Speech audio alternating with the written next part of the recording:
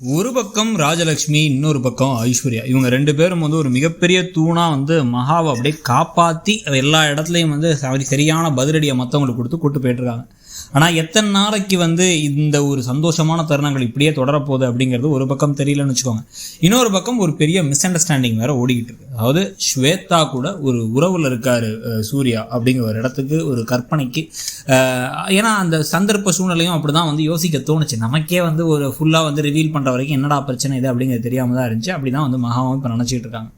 இதில் ஸ்வேதாவுக்கு இம்பார்ட்டன்ஸ் கொடுக்குறாரு, ஸ்வேதா சொல்கிறத கேட்குறாருங்கிறதுலாம் ஒரு பக்கம். வேணும்னே இவர் வேறு அதை வெறுப்பேற்றி பார்க்குறாரு அப்படிங்கிறனால இன்னமும் வேறு காண்டாகிறாங்க. நேராக வீட்டில் போய் வேறு இந்த விஜயோட போய் எட்டி பார்த்து ஏதோ கரெக்டான டைமில் எட்டி பார்க்காம மற்ற நேரத்துலாம் எட்டி பார்த்து இவங்க 2 பேரும் ஒருத்தருக்கு ஒருத்தர் ஏதோ உறவில் இருக்காங்க, நம்மளை விட்டுட்டு போகிறாங்க, லாயரை பார்த்தோம் டிவோர்ஸ் வாங்க போகிறோன்னா சீக்கிரமாக நம்மளை விட்டுட்டு அவர் போகிறாரு அப்படின்னு ஒரு விஷயத்தையும் இப்போ யோசிச்சுட்டு இருக்காங்க. இவங்களும் வேறு யோசிச்சு இப்போ பைத்தியகமாக அவங்களுடைய மூளையெல்லாம் இப்போ அதை பற்றியே நினச்சிட்டு இருக்கிற சமயத்தை தான் இப்போ புதுசாக பார்த்திங்கன்னா அடுத்த ப்ரோமோவில் இப்போ எதையோ தேடிக்கிட்டு இருக்க சூர்யாவுக்கு இவங்களுடைய ஒரு டப்பா கிடைக்குது.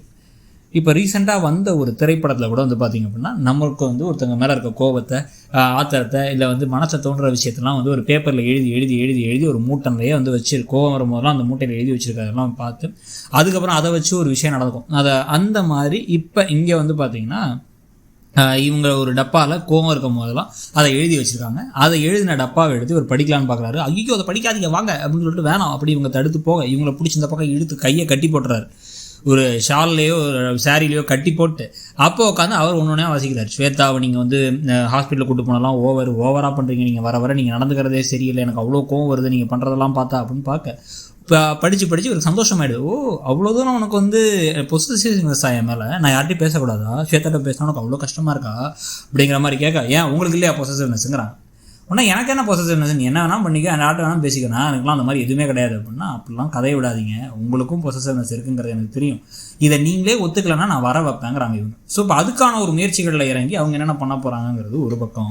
இன்னொரு பக்கம் நாளைக்கு இருக்கிறதே ஒரு சூப்பரான ஆப்பா இந்த காயத்ரிக்கும், இன்னொரு பக்கம் பார்த்திங்கன்னா இந்த கும்பலுக்கே அந்த அனாமிகா அப்புறம் சித்ரா தேவிக்கெலாம் ஷாக் தர மாதிரி கொத்து சாவியை கொண்டு யார் கொடுக்க போகிறீங்கன்னு பார்த்தீங்கன்னா இப்போ தான் மாடர்ன் ட்ரெஸ்னு ஒரு ட்ரெஸ்ஸை போட்டு நிற்க போகிறாங்க. இப்போ மகா அது மாடர்ன் ட்ரெஸ் மாதிரிலாம் தெரியல, ஏமா இதுதான் ஊரில் மாடர்ன் ட்ரெஸ்ஸாங்கிற மாதிரி இருந்துச்சு.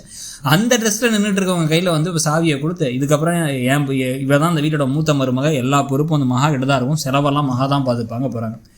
ஏற்கனவே அனாமிகா சமைக்கிற விஷயத்தை கிரியேட் பண்ண பிரச்சனைலாம் அனாமிகாவும் சித்ராதேவியும் சமைக்கிற மாதிரி ஆகிப்போச்சு.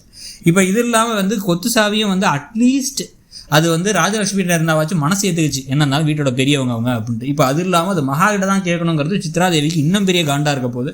ஸோ எல்லாத்தையும் பற்றி நீங்கள் என்ன நினைக்கிறீங்கிறத சொல்லுங்கள். அந்த கதை ஒரு மாதிரி ஹாப்பியாக போகிறத பற்றி உங்கள் கருத்து என்னங்கிறதையும் சொல்லுங்கள். ஒரு பக்கம் ராஜலக்ஷ்மி, இன்னொரு பக்கம்